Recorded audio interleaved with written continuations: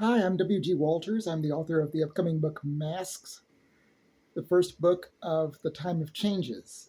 It'll be quite a series. I have put a lot of thought and planning into this. I'm very, very proud of what I came up with. Thank you for all of your questions. You may know that there were some questions that I got several times that all tied in to one huge answer that I went ahead and I posted that. You can find it on my author page on Facebook, W.G. Walters Author. So I don't know how long this will take, so let's get right into it. The most common question I got was, how long is the book? A lot of you asked in terms of pages. Well, let me explain something to you.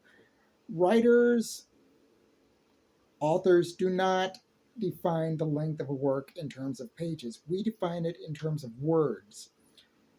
Pages is determined during typesetting, formatting, all of that. The publisher does it all. It depends on how long words are, the font chosen, the font size, dimensions, the page size. There are a number of things that go into it. And the reason why the publisher does it is because of the publishing method. If you actually sit down and count the number of individual pages from front cover to back cover in a book, it will be a multiple of, it's either 8 or 60. Well, either way, it's a multiple of 8, because what they do is they print them out in groups, set them up together, and fold them in those groups of either 8 or 16. And then they put them all together, tie them together, and sand them down to the publishing size. So if it's, say, 8 by 5, the page printed will actually be larger than 8 by 5, and they'll sand it down to those dimensions. Once that's done, then they bind it. It's easier for them that way because it's more controllable. So with that in mind, I don't know how many pages this is going to be. I can tell you it's 192,000 words. I'm sorry, 194,000 words. My mistake there. How does this compare to give you an idea that's almost exactly the length of Harry Potter and the Goblet of Fire? That was 191,000 words. If you don't know how long that is, I found some others. The shortest I found, Animal Farm, 30,000. The Narnia series, none of them reached 70,000 words. Then you've got long ones. It was 445,000 words. War and Peace, 561,000. See, if you read the Game of Thrones series, it's shorter than all of them. So that's an idea of how long it might take you to read it. Number of pages could be anywhere from 400,000 to 700. 400 from what was I thinking? Oh well, from 400 to 700, possibly, depending on font size, it might get down near 300,000. So we're not looking at too long of a book, depending on the formatting. But it's not a short read either. It'll take a few days, but not a god long amount of days like War and Peace. Okay. Next question. This one, I'm surprised, came up a lot. Is this written in first person? Is it from the point of view of the main character, who I named as Susan Swark. Uh, it's mostly from Susan's point of view, but I've got 5 different characters that I use for point of view. Now, Susan, over half of it is from her point of view. In fact, the first several chapters are. And then I start going into other people. Actually, there is a 6th that just thought of, but only in one chapter. It's mainly those 5, Susan and 4 others. But when you have different points of view used in the same story, you have to use third person. That's actually a rule. I have read books where it was written in first person from several points of view, and it got confusing. I've read one book, worst book I ever read, the only book I've ever put down with no intention of finishing, where it went to several points of view, and one was in first person, another was written in some weird whatever with these unique words, and it did not work at all. It was too confusing. I could not go on. So this is in third person. It actually needs to be in third person because of the differing points of view. So there's your answer. Your excuse me. I have a stutter. I've had a stutter since I was 4 years old. It comes out from time to time still. So I apologize for anything like that you may notice or that may happen. Okay. Is the cover you posted to the internet the official cover? Not yet, although it's looking that way. That is the preliminary cover. I like it. Others like it. It's got the starry background, partly with the Milky Way, partly facing away from it, but it's kind of cliche, which is why I want to add something to it. I want to put in, well, there are a number of meanings for the word mask in this story, and one of them is literal, an actual mask that people wear, and I want to use one of those. Um, it wouldn't take long to draw. I would do it myself, but it's been so long since I've drawn that I started having trouble with it. So it may very well become the official uh, cover, at least for the first printing. Okay. Can you tell us more about what the time of changes is? I explained it online. I gave some some meaning behind it. Uh, that's one of 3 back cover blurbs that I was thinking about. Now,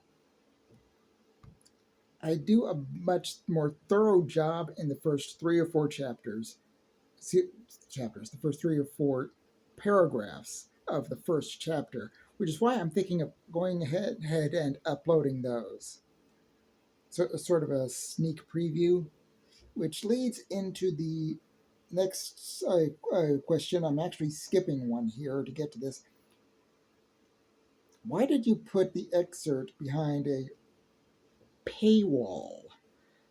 This is not really a paywall because a paywall is to access anything there.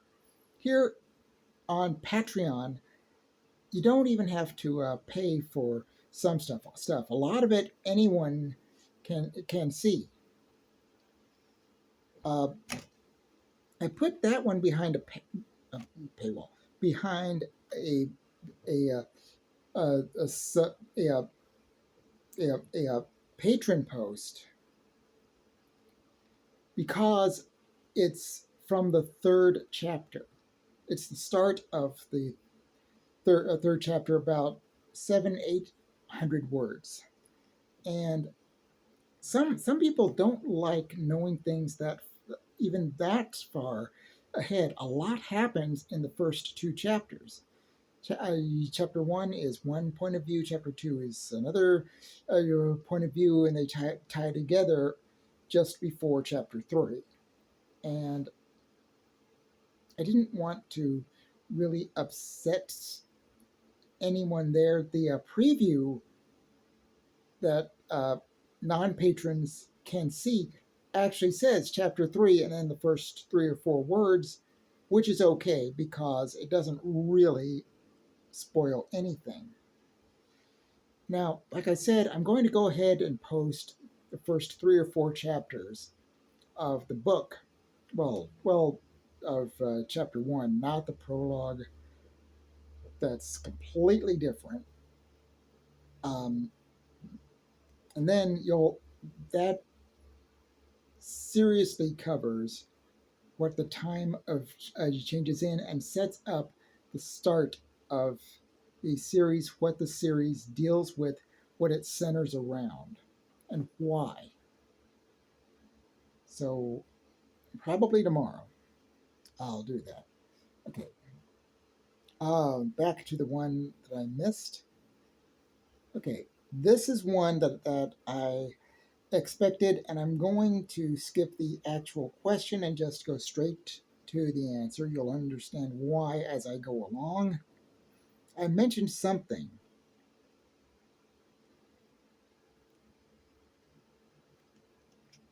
Actually, I should because of what's asked in the question.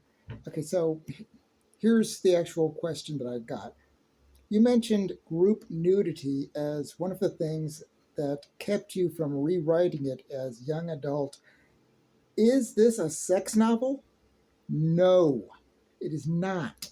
There is no actual sex written in to a scene. There are a couple of discussions about it.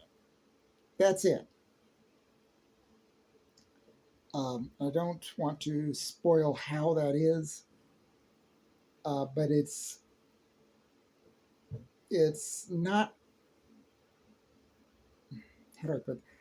Well, it's not on the scale you might think it is. Something.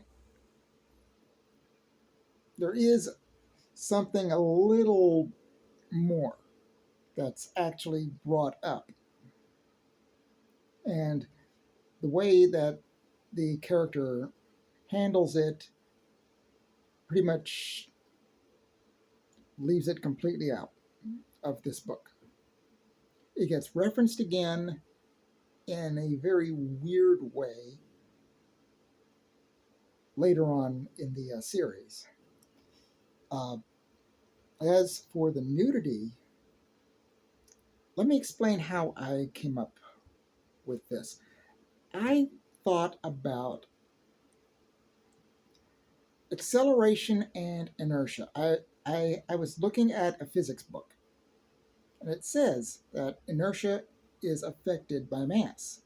So I figured if there's a lot of mass on a spaceship and someone's chasing them, that acceleration could be the difference between life and death. And I actually talk about this in one scene in the story. Um, so I thought, okay, they're going to get rid of as much mass as possible if they're this advanced. They're going to understand this. It's very basic. So I thought, what massive stuff could be eliminated or reduced? I thought of things that you can't get rid of, like the people, food, cooking equipment. Uh, there's lots of equipment. Uh, Chairs, for instance, sleeping arrangements. There's a lot of stuff you've got to have, but it can be minimized. You can have ultralight bed coverings. You can have tiny uh, uh, heating areas. What you can do is have one huge area with a lot of space instead of several stoves or ovens, and that would reduce the weight. But what as I was going on about it, thinking about it, I realized that one thing that could actually hold back a ship with lots of people on it could actually be their uniforms. That's mass too. And if each crew member had, say, four or three uniforms at, say, 2 pounds each, if you had 1,000 crew members on a spaceship, that's the equivalent of 3,000 crew members in uniforms. 3,000 uniforms, 6,000 pounds, 6 tons can make a difference depending on the size of that ship. Now, it doesn't seem like much, but when you're dealing with acceleration, it actually takes longer to get to the desired speed. And if you're going to accelerate for a long time, it can take a lot longer. So that length of time is the issue. Plus, if you're weighting down your ship with all kinds of stuff while the other ship isn't, it's a lot more likely they'll catch up to you. So I thought to myself, well, how far can I go? And I thought, okay, bikinis. And I thought, that would make sense. And I thought, but that's weight too. So would would they be willing to go on a natural? And I figured, wait a minute, what if they've got something that could actually um, create clothing around them out of like like a hologram? Would that make sense? And I thought to myself, well, whatever it is would be using a lot of energy. That could be a problem too. And so I figured, well, they're going to go with whatever would seem to be the least while offering protection. And there just wasn't a compromise there. So I figured that the mass would be more important. And what I came up with at that point, I thought was a good idea story wise, but it looked too much for the women. It looked too much like a nightie and panties. That's basically what it was, really. So I said, well, what if they just went all nude? And I thought about it for a while, and then I thought about another part of the story, another factor. And I said, this is going to work. And if it wasn't going to work, I wouldn't have done it because it could be controversial. The thing is, it deals with something that happens later on in the story. I want to put that out there. And this is one thing that the publisher that I talked with originally wanted gone. This was the big issue. And I could not take it out at the point I was at without creating a huge plot hole. Basically, it just shows up out of nowhere. Where's the setup? Where's the planning? Why did this suddenly just appear? So that means I leave it out. entirely, but there's something else in it that really needed it. So I had to leave it in to avoid what would have probably been one of the biggest plot holes in literary history. So it's there. Basically, in space, everyone goes nude. Some people don't even know about clothing. It's that simple. I'm going to put that out there right now. Okay. Uh, that actually leads into the last question, which is actually about my Patreon account. My Patreon account is actually listed as an adult account. That's my fault. I should not have done it. I considered it when I set up the account. I thought about what's in the book and I said, well, I'd better just in case. I looked at it and I misread the the description. I went back later and I thought, well, this implies a lot more than what I did, which is true. A lot of people will see adult content and think sex, which I said a few minutes ago, is not actually in the book. It's just discussed a couple times. So I actually made a request. You have to ask for it, which is understandable, I guess. I requested that the account be made not listed as adult, and they turned it down. So I'm stuck with it. Honestly, I think it's killing me on Patreon. So so I just want to say throughout the course of the entire series, no sex actually takes place within a scene. It's discussed in several ways. It comes up, it's addressed, but it does not actually happen. So that's the matter. Now, I do want to ask, I do want to plug my social media on Facebook, uh, WG Walters author, WG space, excuse me, W space G space Walters, comma, author. That's my official author account. Um,